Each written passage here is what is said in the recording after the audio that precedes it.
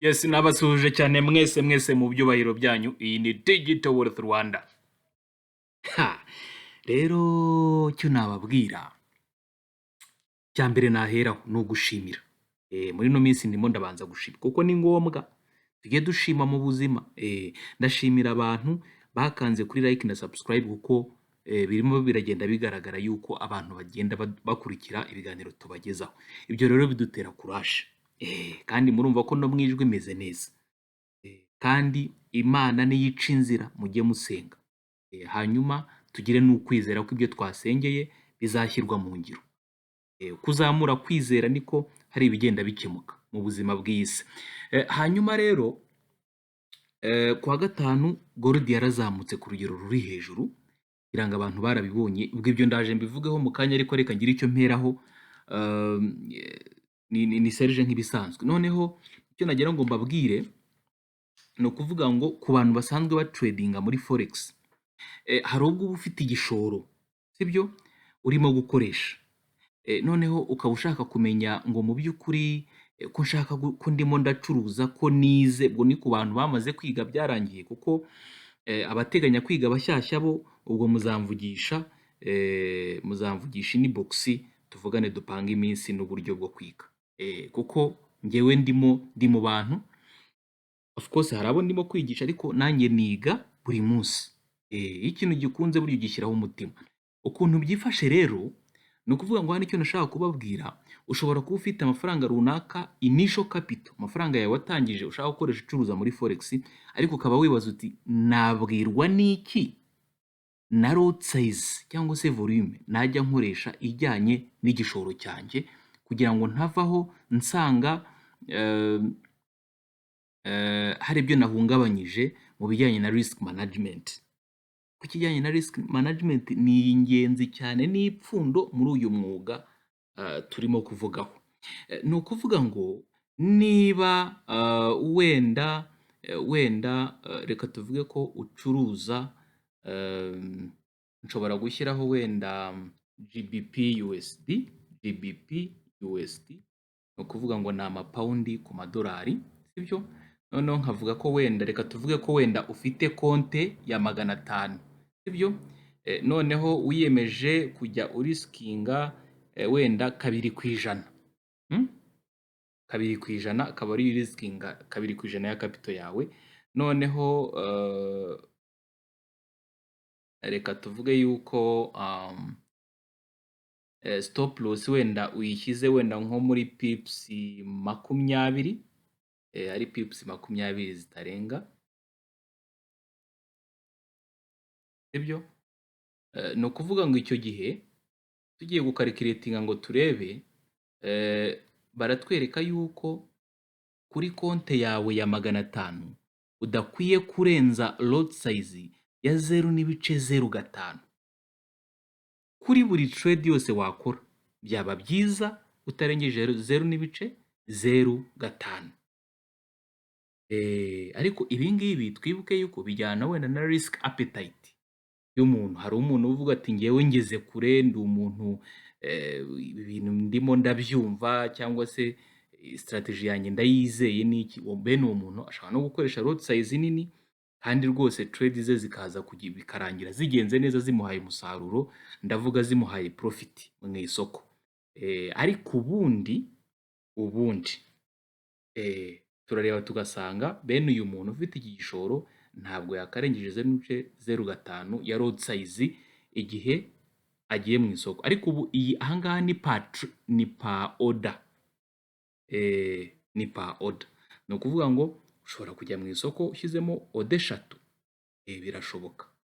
Tuvuze GBP USD, ariko ukaba wakinjiramo inshuro zirenze imwe, sibyo.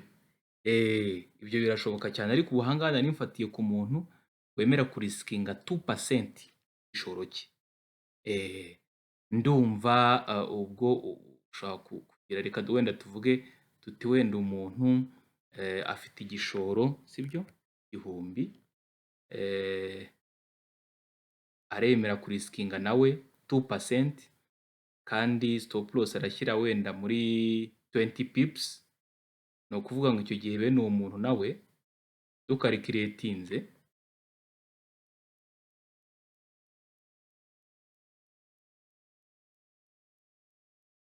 account size y'igihumbi, reka tubibare turebe.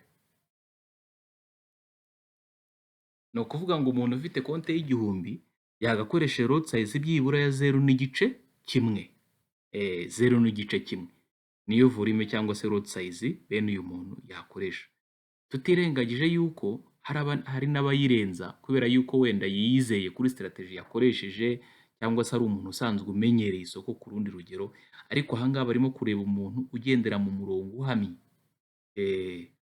kuko ikiba kigambiriwe cyane ni uguprotectinga capital mbere yuko umuntu ajya no gushaka inyungu, sibyo ko umuntu aba yaje mu isoko ari inyungu ashaka. Ndumva icyo ngicyo kirasobanutse. Hanyuma ku bijyanye na gold nari nabivuzeho ko yazamutse ku rugero ruri hejuru,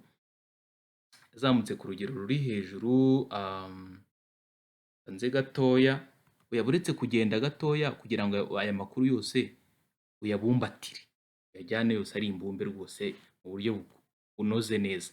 Ni ukuvuga ngo turebeye wenda muri time frame, turebeye nko mu kwezi kugira ngo turebe gold ngo byagenze bite mu by'ukuri. Iyo ugiye kureba usanga gold iyi ni candlestick y'ukwezi kwa 10 yaturutse ahangaha, ngira ngo murabibona irazamuka. Iyi candlestick y'ukwezi ni ukuvuga ngo ubigeze aha y'ukwezi kose, ukwezi urumva gusigaje indi minsi, hashize iminsi 15 gusa, ukwezi kuracyafite iminsi kugira ngo kurangire ko iyi ni candlestick imwe y'ukwezi kose, muri ya gahunda ya top down analysis, ngira ngo aho birumvikana vuba. Noneho tuvuye mu kwezi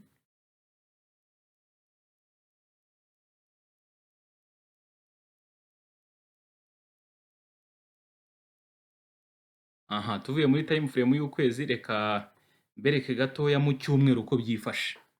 Mu cyumweru ni ukuvuga ngo hari ino candlestick ya pin bar, ngira ngo iragaragara yabaye formed. Iyi ngiyi ni candlestick y'icyumweru cyabanje cyatangiye ku tariki 2 z'ukwa 10 2023, tariki 2 z'ukwa 10 2023. Iyi ni pin bar. Ubwoko bwa candlestick abo twiganye barabizi, twanazifashe mu mutwe inyinshi. So ni ukuvuga ngo rero ahangaha ngira ngo iyi candlestick iragaragara, habayeho ubuzamuke bukomeye cyane ku bijyanye na gold, dore nahigeze ubu ngubu. Ariko iyo usomye usanga ni ukuvuga ngo muri ino minsi ku bijyanye na banks cyangwa se institutions, amafaranga yashyizwe cyane cyane kuri position za buy kurusha za sell, cyane rwose. Ni ukuvuga ngo iri soko rigomba gukomeza kuzamuka bundi mu by'ukuri. Reka turebere mu ishusho y'umunsi turebe uko byifashe. Urebye mu ishusho y'umunsi ugakurura chart neza kugira ngo uyiyegereze neza, ni uko byifashe. Uko ryarazamutse no kuvuga ngo rigeze kuri resistance itoroshye habe namba, hano hantu gupfa kuharenga rikomeza ntabwo byapfa koroha. Reka tujye mu masaha ane turebe, niho waduha ishusho ifatika. Ni ukuvuga ngo hano turebeye mu masaha ane, ni ukuvuga ngo naho isoko rigeze mu bifatika, yarazamutse mu buryo bufatika rwose, ariko igihari ni uko rigomba kubanza, kubera ko iyi resistance ari very strong, rigomba kubanza rikika kora icyo twita retracement cyangwa se pullback, hanyuma expectinga yuko rizagarukira kuri iyi, ngira ngo hano haragaragara, kagarukira ahangaha kuri iyi support, iyi urayibona hano. No kuvuga ngo niho nshaka gushyira sorry. Okay, niho nshaka kuzana kano kantu kugira ngo bigaragare neza. Ni ukuvuga ngo tugiye muri ya mirongo yacu isanzwe tujya duca horizontal line, ndamutse nkuciye aha, okay, turi expectinga yuko isoko rizamanuka rigakoraho hano, hakaba habaye support, noneho rigakomeza rikagira ubuzamuke. No kuvuga ngo hano tuzahashakira opportunities zo kugura muri iri soko, Ariko gold kubera yuko igira move zikomeye cyane, iba yihuta bikomeye. Ubundi batugira inama yuko ari byiza ko umuntu cyane cyane ku muntu uba ufite n'igishoro gitoya cyangwa se atafite experience, atamaze igihe muri trading by'umwihariko, ni ukuvuga ngo byaba byiza utradingiye muri time frame ntoya, noneho ukazajya uvamo vuba udatinze. Reka turebe nko muri time frame ntoya, reka tuze turebe.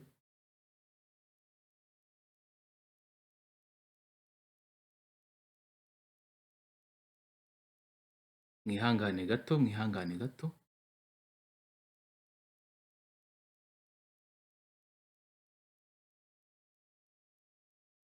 Dore nk'aha ngaha isoko byo ni yari trending market iri uptrend. Ubwoko bw'isoko ko hari ibintu bitatu tugenderaho by'ibanze: kubanza umuntu akamenya ubwoko bw'isoko, icya kabiri ukamenya aho ushyira key levels, icya gatatu ugashaka candlestick signal. Ni ibintu by'ipfundo, ntabwo ari ugupfa kuza tuvuga ngo turinjiza. Ni engulfing candle, ingira ngo iragaragara. Kimara kubaho rero, umuntu ni urugero nashaka gutanga, umuntu washoboye kwinjira muri iri soko, urumva hari kubaho observation, umuntu akareba imyitwarire ya nyuma y'uko engulfing bar ibayeho. Hahise habaho bearish candlestick, ariko hakurikiraho bullish candlestick. Ni ukuvuga ngo hano umuntu yashoboraga guhita yinjira, kandi kuri gold move iturutse ahangaha kuza ukagera aha gusa haba habayemo ikintu gikomeye. Ni ukuvuga ngo iyo umuntu aba uwinjirira nk'aha, iyo umuntu habaho donc umuntu akinjirira nk'aha, ubwo ni long position. Ni ukuvuga ngo umuntu yagomba kwinjira atya. Reka turebe, take profit yari kuba kuri resistance iri hejuru ahangaha. Noneho stop loss yo twayishyira munsi gatoya iriya engulfing, munsi ya support, cyangwa biragaragara. Wenda reka nkureho. Okay, gutya biragaragara. Ni ukuvuga ngo hano waba uriskinze pips zingahe? 18. Ushaka kunguka pips zingahe? 61. Urumva ko waba ukoze umuti hano rwose. kandi izi move ntabwo ziba zitwaye amasaha menshi. Hano muri ntuze muri time frame y'iminota 15, buri kendo itwara iminota 15 kugira ngo iremeke cyangwa se kugira ngo ibeho. Mu by'ukuri urabona ko ahangaha ntabwo byasabye gutegereza amasaha menshi, sibyo? Reka turebe rero ko ibyo twe expectinga ejo bundi, ibyo twe expectinga ejo bundi kuwa sorry gatoya. Okay, kanse okay. Iyo twe expecting ejo bundi isoko nirifungura, kuko iyi message ndimo ndayitanga ari ku cyumweru nimugoroba, sibyo? Isoko rirafungura saa 6 z'ijoro.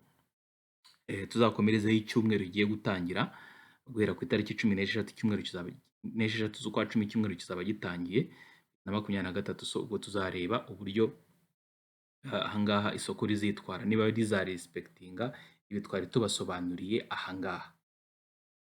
Rero abakunzi ba Forex, icyo nababwira ni uko dufite umuburoka mwiza ufite spread ntoya, commission hafi ya ntazo rwose, nta commission. Kandi ikindi tubikuza muri stable coin yitwa USD yubakiye kuri drone, bikihuta cyane.